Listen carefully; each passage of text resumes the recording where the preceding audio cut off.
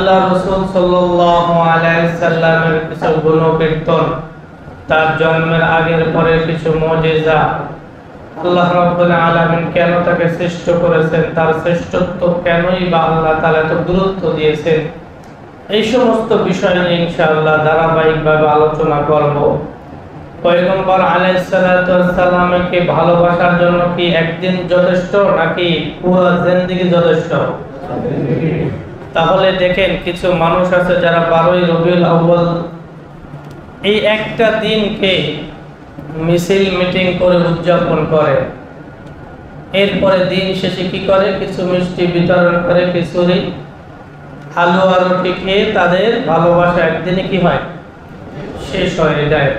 ভালোবাসা একদিনে শেষ হওয়ার জিনিস নয়। পয়গম্বর আলাইহিস সালাতু ওয়াস সালাম তার পুরো 63 বছর জিন্দেগি, জন্মের আগ থেকে পয়গম্বর আলাইহিস সালাতু ওয়াস সালাম যে সমস্ত মুজিজা, জন্মের পরে যে সমস্ত মুজিজা আল্লাহ তাআলা প্রকাশ করেছেন সমস্ত কিছু, এবং নবুয়তের 23টি বছর, এই নবুয়তের 23টি বছর পয়গম্বর আলাইহিস সালাতু ওয়াস সালাম তার জিন্দেগিকে কিভাবে সাজিয়েছেন এই বিষয় নিয়ে আলোচনা করব, এবং আলোচনাগুলো এমনভাবে শুনবো এবং করব যেন নিজেদের ভিতরে কিছু আমলের পরিবর্তন ঘটায়। সকলে বলেন ইনশাআল্লাহ।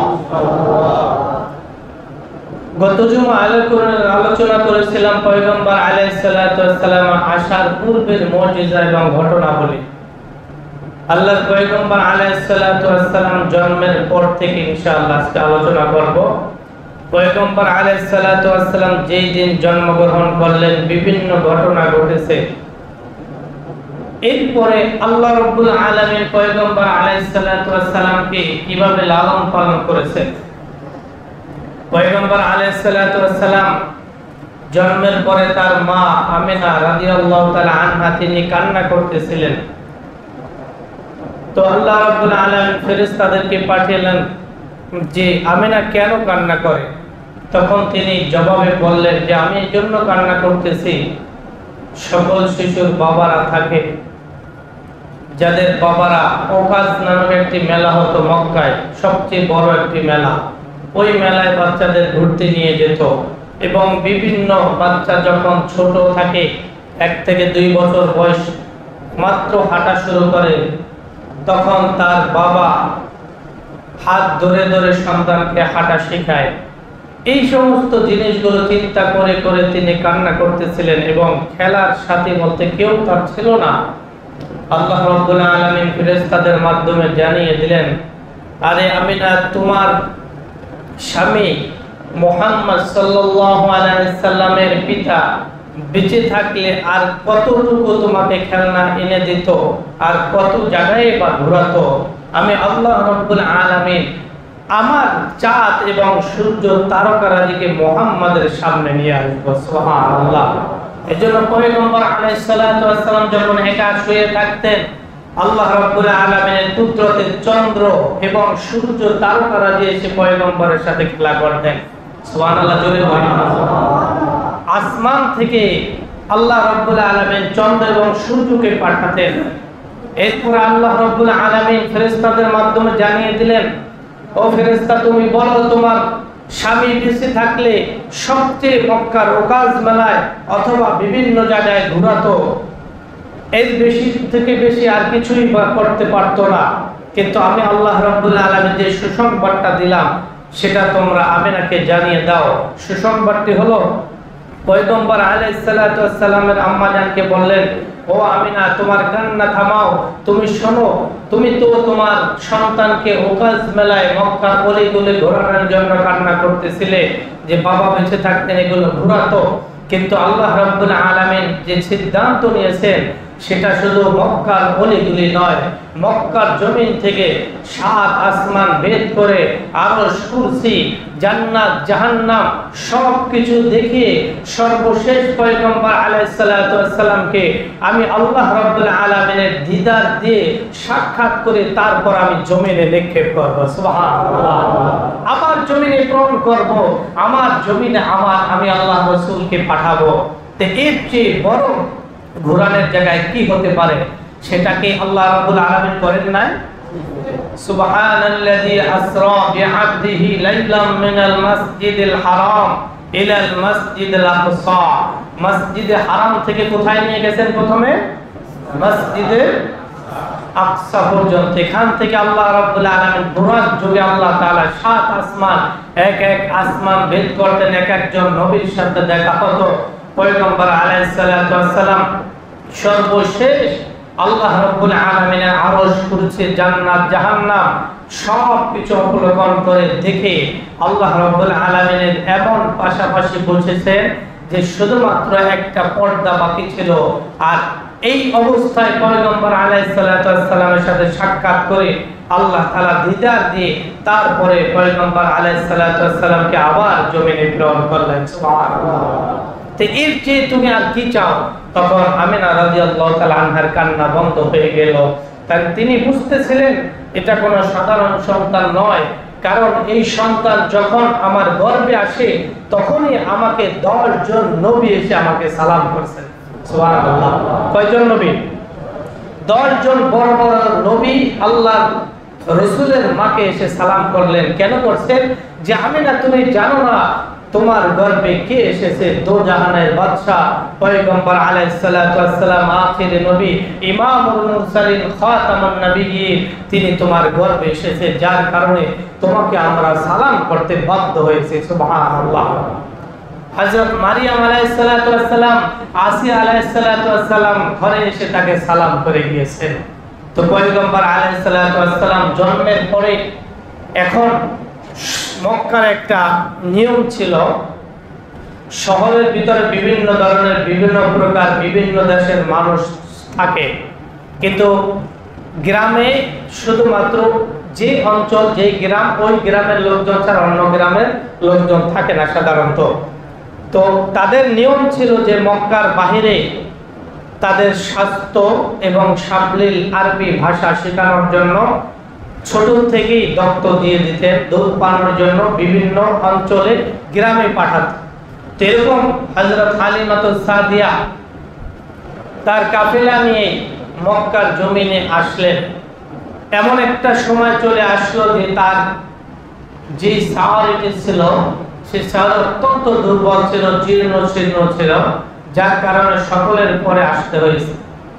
এদিকে মক্কার যত সম্ভ্রান্ত প্রাণ ছেলে সন্তান ছিল এবং যাদের অর্থনৈতিক ভালো ছিল তাদের সন্তানগুলো সবাই বন্টন করে নিয়ে গেছে, দুধ পান করাতো এবং এর বিনিময়ে তাদেরকে ভালো একটি বেনিফিট অর্থ তাদেরকে দেওয়া হতো। তো মক্কার সবচেয়ে সুবর্ণ সুযোগটা পেলেন হযরত হালিমাতুস সাদিয়া রাদিয়াল্লাহু তাআলা আনহা। তিনি মক্কার জমিনে যখন আসলেন দেখলেন যে সমস্ত শিশুরা তাদেরকে বন্টন হয়ে গেছে, অবশিষ্ট শুধুমাত্র মুহাম্মদ সাল্লাল্লাহু আলাইহি সাল্লাম, আর কোনো সন্তান বাকি ছিল না। তখন তার স্বামীর সাথে পরামর্শ করল, এই এতিম শিশুকে আমরাই নিয়ে যাই, আর কি করব, খালি হাতে ফেরত যাওয়ার চেয়ে এতিম সন্তানটাকে নিয়ে যাই। তো এই সিদ্ধান্ত অনুযায়ী মা আমিনা এবং দাদা আব্দুল মুত্তালিবের সাথে পরামর্শ করলেন এবং বললেন যে এই শিশু থেকে তোমরা লালন পালন করবা, কিন্তু অন্য অন্য শিশুকে লালন পালন করলে যে উপকরণ বা অর্থ তোমরা পাবে সেই অর্থ কিন্তু আমরা দিতে পারবো না, তার চেয়ে অনেক কম দেব। তারপর তিনি রাজি হলেন। এক পর্যায়ে মুহাম্মদ সাল্লাল্লাহু আলাইহি সাল্লামকে হালিমাতুস সাদিয়ার কোলে তুলে দিলেন। দেওয়ার পরে প্রথম যে ঘটনাগুলো হালিমাতুস সাদিয়া তিনি বর্ণনা করতেছিলেন যে আমাদের যে বাহনটি ছিল এই বাহনটি অত্যন্ত জীর্ণশীর্ণ এবং দুর্বল ছিল। আমাদের সবচেয়ে কাফেলার সব থেকে পিছনে আমরা ছিলাম। এত দ্রুত সে হাঁটতে পারতো না, যতই তাকে আমরা আঘাত করতাম কিন্তু সে এত জোরে হাঁটতে পারতো না যে কাফেলা আমরা ধরে ফেলবো, এরকম কোনো অবস্থা ছিল না। কিন্তু মুহাম্মদ সাল্লাল্লাহু আলাইহি সাল্লামকে যেদিন সর্বপ্রথম আমি আমার তাবুর নিচে এসে আমার স্তন, ডান স্তনকে মুখে দিলাম, আমার মনে হলো আমার স্তনে এমন কোন দুধ আগে ছিল না যে দুধ খেয়ে আমার সন্তান আব্দুল্লাহ তৃপ্তি পেত। এত পরিমাণ দুধ আমার ছিল না, কিন্তু মুহাম্মদ সাল্লাল্লাহু আলাইহি সাল্লাম যখন তার পবিত্র মুখ দ্বারা তার স্তনকে স্পর্শ করলো, সাথে সাথে এত পরিমাণ দুধ আসলো যে তিনি দেখে অবাক হয়ে গেলেন। সুবহানাল্লাহ। তিনি তাকিয়ে দেখলেন তার সেই বাহনগুলো এত শক্তিশালী এবং তাদের ওলানে এত পরিমাণ দুধ আসলো যে রগগুলো মোটা হয়ে মনে যায় যেন এখনই ফেটে যাবে। তার সন্তান মুহাম্মদ সাল্লাল্লাহু আলাইহি সাল্লাম তো দুধ খেলেন, তার সন্তান আব্দুল্লাহ খেয়েও এখন আর দুধ যে শেষ হবে এটা আর কোনো অবস্থা নেই। তার স্বামীকে ডাক দিয়ে বললেন, গাভী সে সাওয়ারের দুধ দহন করার জন্য উটের দুধ দহন করে সকলে তৃপ্তি সহকারে খেলো। খাওয়ার সর্বশেষ তারা রওনা হলো। এটা হলো সর্বপ্রথম মুজিজা। সর্বপ্রথম যে মুজিজাটা ছিল, যেই তার সাওয়ারের দুধ ছিল না এবং হালিমাতুস সাদিয়ার স্তনেও তেমন একটা দুধ ছিল না, কিন্তু আল্লাহ রাব্বুল আলামিন তার কুদরতে মুহাম্মদ সাল্লাল্লাহু আলাইহি সাল্লামকে ঘরে নেওয়ার সাথে সাথে দুধে ভরপুর হয়ে গেল। সুবহানাল্লাহ। রওনা হলো। এখন ওই যে কাফেলা অনেক দূর চলে গেল, মুহূর্তের মধ্যে কাফেলাকে পিছনে ফেলল। সকলে ডাক দিয়ে বলতে, আমিনা তুমি কি সেই সওয়ারি নিয়ে আসছো যে সওয়ারি তুমি আসতেছিলে, আমাদেরকে ডেকেও তোমরা লাগাম পেতে না, সেই সওয়ারি কি তোমরা আবার রওনা হয়েছো? তারা বিশ্বাস করতে পারছিল না, কারণ বিশ্বাস হবেই বা কিভাবে, যে সওয়ারি নিয়ে আসছে সেই সওয়ারি তো কোনোভাবেই তাদের লাগাম পায়নি। অনেক আগে মক্কার শহরে তারা চলে আসছে, কিন্তু হালিমাতুস সাদিয়া মুহাম্মদ সাল্লাল্লাহু আলাইহি সাল্লামকে যখন সওয়ারিতে চড়ালেন, এত দ্রুত এবং শক্তিশালী হলো যে সকলের সামনে তারা হাঁটা শুরু করলো। সুবহানাল্লাহ। হালিমাতুস সাদিয়া বর্ণনা করেন, শুধু এই দুটি জিনিস নয়, তায়েফ অঞ্চলে যখন চলে আসলো, এই তায়েফের অবস্থাটা এমন ছিল, সেই সময় সকল গাছপালা তরুলতা বৃষ্টিহীনতায় ভুগতেছিল। বেশ কিছুদিন ধরে বৃষ্টি ছিল না। অনেকদিন বৃষ্টি না থাকার কারণে গাছগুলো শুকিয়ে গিয়েছিল, পশু পাখিগুলো হাহাকার করতেছিল, জমিনগুলো ফেটে চৌচির হয়ে গেল। মুহূর্তের মধ্যে তাইফের জমিনে যখন মুহাম্মদ সাল্লাল্লাহু আলাইহি সাল্লামকে নিয়ে আমরা তার প্রথম কদম দিলাম, আল্লাহ রাব্বুল আলামিনের অশেষ রহমত এবং দয়ায় আল্লাহ তাআলার আসমান থেকে বৃষ্টি শুরু হয়ে গেল। সুবহানাল্লাহ।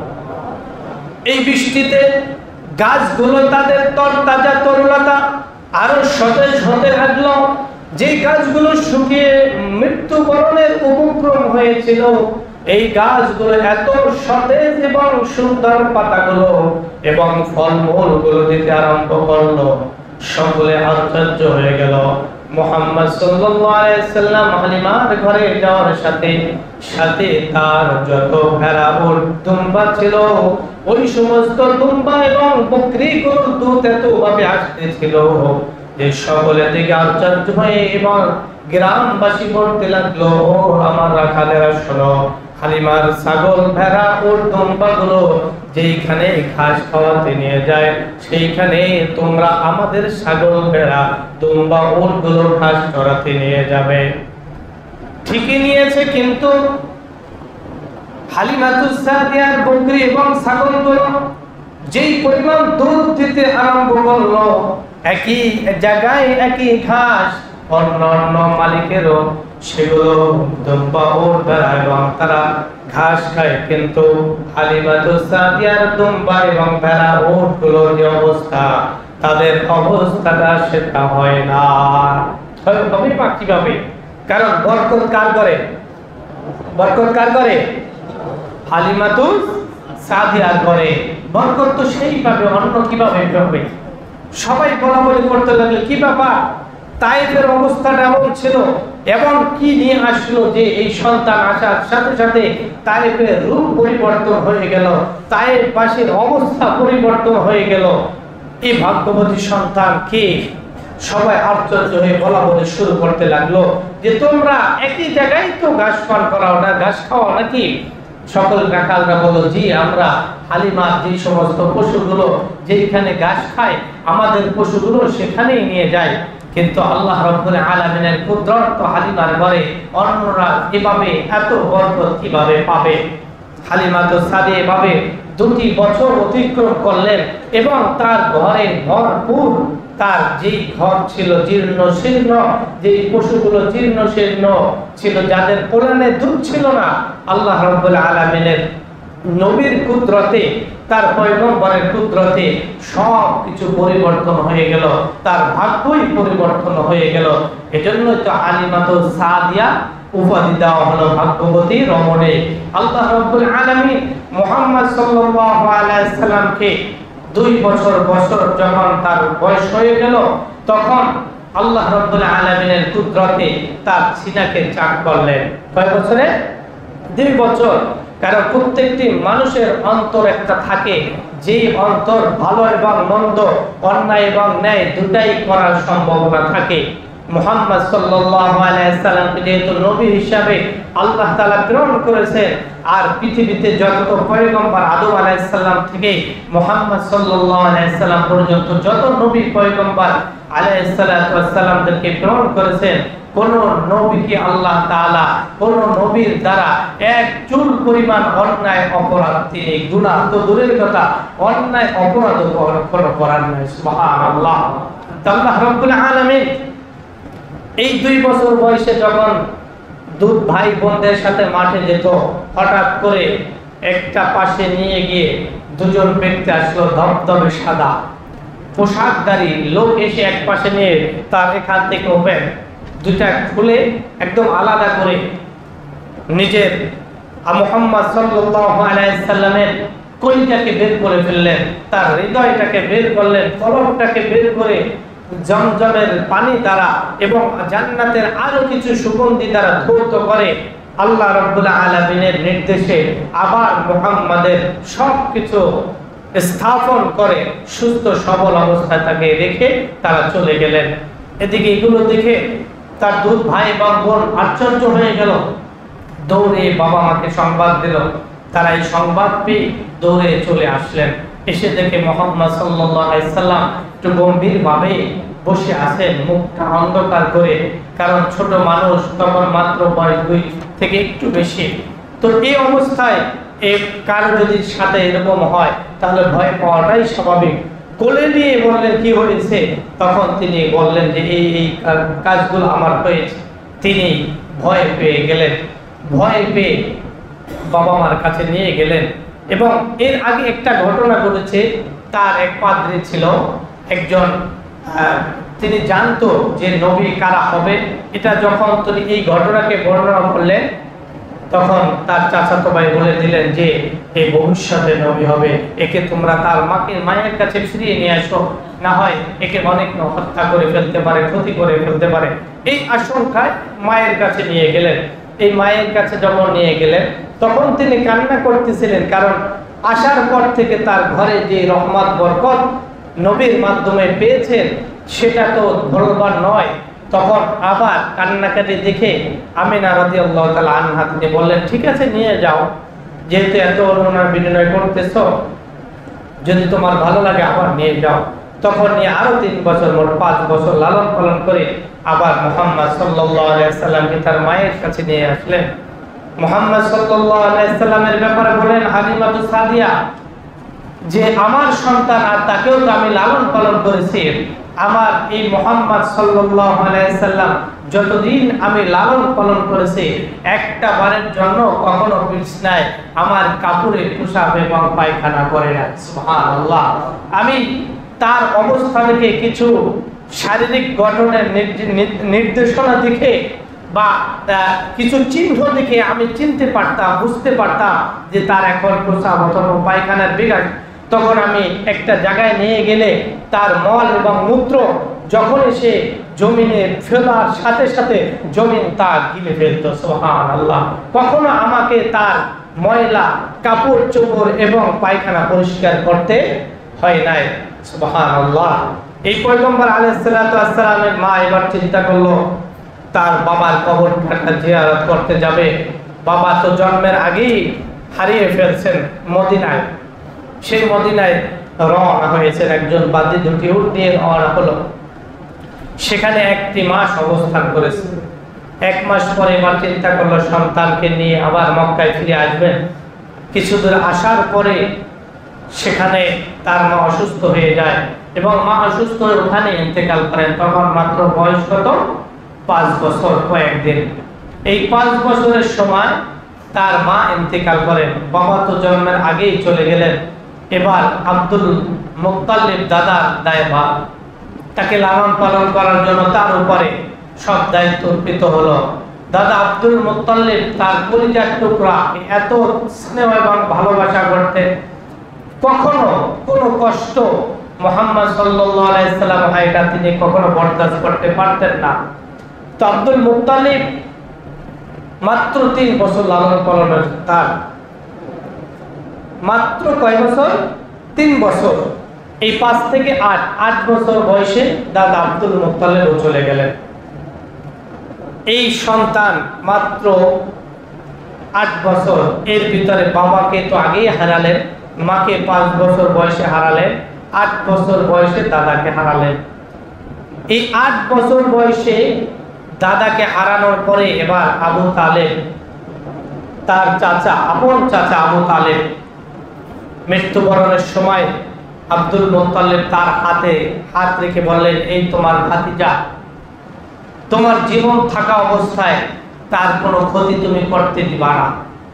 কারণ আব্দুল মুত্তালিব জানতো ভবিষ্যতে নবী হবে। অনেক পাদ্রী তাকে বলেছিল এবং যে সমস্ত নিদর্শন তিনি দেখতে পেয়েছিলেন এতে তিনি একিন ছিলেন এবং তার আত্মবিশ্বাস ছিল এই বালক এখন তো ছোট, বড় হয়ে আল্লাহ রাব্বুল আলামিনের নবুয়ত প্রাপ্ত হবে এবং বিশেষ সম্মানে ভূষিত হবে।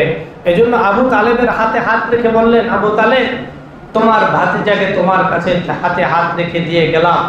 তোমার জীবন থাকা অবস্থায় তুমি কখনো এর কোনো ক্ষতি হতে দেবে না।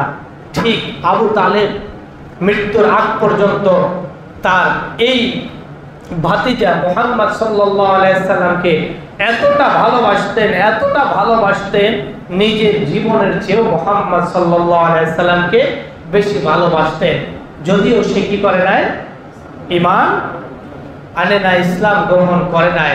তারপরেও আবু তালেব মুহাম্মদ সাল্লাল্লাহু আলাইহি সাল্লামকে এতটা ভালোবাসতেন যে তার জীবনের চেয়েও বেশি ভালোবাসতেন। মুহাম্মদ সাল্লাল্লাহু আলাইহি সাল্লাম একবার তার চাচার সাথে সিরিয়ায় ভ্রমণ করলেন, যেটা তার প্রথম সফর ছিল।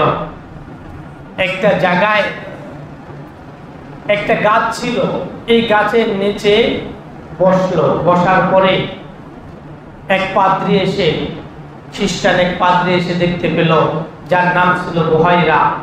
এই বুহাইরার দিকে তাকে আশ্চর্য হয়ে গেল, কারণ এই গাছের নিচে নবী ছাড়া কেউ বসবে না।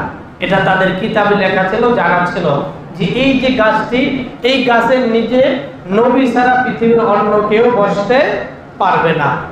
তখন আবু তালেবকে এসে জিজ্ঞেস করলো, ভাই এ তোমার কি হয়? তিনি জবাবে বললেন, আমাদের সন্তান।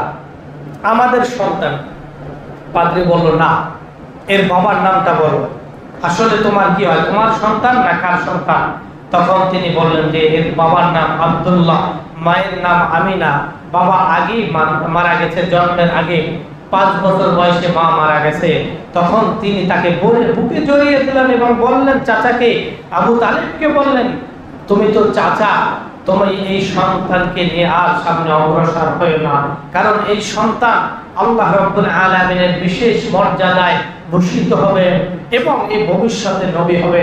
যে তার নিদর্শন এবং তার আলামত আমি দেখতে পেয়েছি, যা আমার কিতাবে, আমার যে কিতাব রয়েছে হুবহু মিলে গেছে, এবং এই গাছের নিচে নবীরা ছাড়া কেউ বসে না। অতএব তুমি যদি না নিয়ে যাও, তাহলে এরা কিন্তু খ্রিস্টান অথবা ইহুদিরা তারা ভালো জানতে পারলে, যদি এটা বুঝতে পারে সন্তান নবী হবে, তাহলে কিন্তু মেরে ফেলবে, ক্ষতি করবে। অতএব তুমি আর সামনে অগ্রসর না হয়ে তুমি এই বালককে নিয়ে তুমি মক্কায় ফিরে যাও। চাচা আবু তালেব অত্যন্ত ভয় পেলেন। মুহাম্মদ সাল্লাল্লাহু আলাইহি সাল্লামকে নিয়ে প্রথম সফর, মাত্র কয়েক বছর বয়স, 12-14 বছর বয়স। এই বয়সে এই সন্তানকে নিয়ে যদি আবার সামনে অগ্রসর হয়, যেই কথা বললো, যদি অগ্রসর হতে যায়, সামনে যেতে যায়, যদি ক্ষতি করে, তাহলে আমার কিন্তু কিছু করার থাকবে না। এই চিন্তা করে আবার মক্কায় তাকে প্রেরণ করলেন, মক্কায় পাঠিয়ে দিলেন। এই প্রথম সফরে পয়গম্বর আলাইহিস সালাতু ওয়াস সালাম কিছু অলৌকিক মুজিজা দেখতে পেয়েছিলেন। পয়গম্বর আলাইহিস সালাতু ওয়াস সালামের কাফেলা এবং যে উটে তিনি চড়তেছিলেন, আবু তালেব দেখতে পেতেন যে কোথাও কোনো মেঘ নাই, রোদ, সব জায়গায় রোদ। মুহাম্মদ সাল্লাল্লাহু আলাইহি সাল্লাম যেই জায়গা দিয়ে যেতেন, ওই জায়গায় একটা কালো মেঘ অন্ধকার হয়ে তাকে ছায়া দান করতেন। সুবহানাল্লাহ। পয়গম্বর আলাইহিস সালাতু ওয়াস সালাম এবং আস্তে আস্তে আস্তে বড় হতে লাগলেন। প্রথম যুদ্ধ, যেই যুদ্ধ আবু তালেবকে সাহায্য করেছিলেন, তিনি কি করতেন, তীরের যেইগুলো না মারত, ওগুলো গুছিয়ে এক জায়গায় তাদেরকে দিতেন। এরপরে প্রথম হিলফুল ফুজুল নামক একটি সংগঠন করে, যে সংগঠনের মাধ্যমে মক্কার জমিনে তার ইচ্ছাই ছিল শান্তি সংগঠন করা, শান্তিতে রূপান্তরিত করা। কখনো যেন মক্কার জমিনে অশান্তি না হয়, কেউ যেন কারো প্রতি জুলুম, অত্যাচার, নির্যাতন করতে না পারে। তখন মাত্র 23-24 বছর বয়স তার। এই অবস্থায় তিনি এত সুন্দর একটা সংগঠন গঠন করলেন, যে সংগঠনের মাধ্যমে মক্কার বড় বড় নেতারা তার এই সংগঠনের প্রতি এত ভক্তি হলো এবং সম্মানের সাথে তিনি পরিচালনা করলেন। সকলের মুখে মুখে পয়গম্বর আলাইহিস সালাতু ওয়াস সালামের প্রশংসা ছড়িয়ে পড়ল মক্কায়। সুবহানাল্লাহ।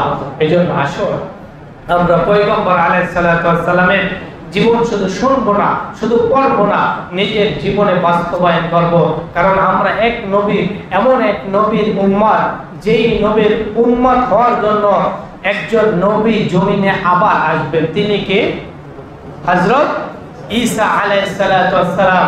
তিনি আল্লাহর কাছে বললেন, আল্লাহ, আমি শেষ নবীর উম্মত হতে চাই। আল্লাহ তাআলা তার দোয়াকে কবুল করলেন। আল্লাহ তাআলা তাকে উঠিয়ে নিলেন, জীবিত সশরীরে তাকে আল্লাহ তাআলা আসমানে উঠিয়ে রাখলেন। একটা পর্যায়ে, শেষ পর্যায়ে এসে ঈসা আলাইহিস সালাতু ওয়াস সালাম আবার জমিনে আসবেন উম্মতে মুহাম্মাদি হয়ে, একজন নবী হয়ে আবার উম্মত দাবি করা। তাহলে চিন্তা করেন আমরা কোন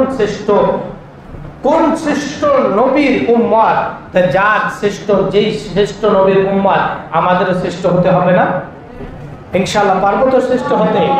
আল্লাহ তাআলা আমাদের সকলকে আল্লাহ রাসূলের আদর্শবান হয়ে শ্রেষ্ঠ উম্মত হিসাবে হাসরের ময়দানে সকলে এক কাতারে হয়ে দাঁড়ানোর তৌফিক দান করুন।